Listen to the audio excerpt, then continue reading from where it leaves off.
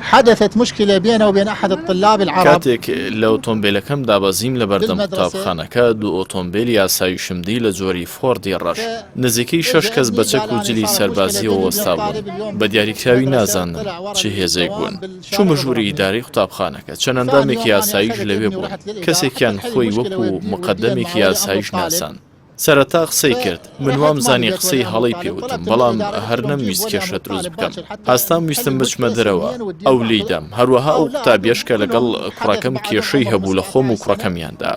سەرجەم کارمەندەکانی یاساییش لە سەرمان کۆبوونەوە و لیانداین ژمارەیان 8 بۆ 10 کەس دەبوو یەکەم جار مقەدەمەکە بە پەرداخدای بەسەرمدا و لە ڕوخساریدام دواتریش بەچەک گرفتەکە لەوەدایە ئەو ئافرەتە هێزی ئەمنی بانگ کردبوو لە دەرەوەی کاری خۆیان ئەمەش کاری ئەوان نییە کە بە جلو و چەکی سەربازیەوە هێرشیان کردە سەر من و کوڕەکەم سکاڵام تۆمار کردووە و داوای مافی خۆم دەکەم و سازش ناکەم چونکە ئەوان ئەوەی کردویانە بە مەبەستی کوشتن کردویانە ما يصير يعني لا عشائريا ولا تقول لي تريد الأم والدة الطالب تقول لي تريد أسويها عصابات تريد أسويها عشائر أو بيانازم كي أوي ك دانشتووە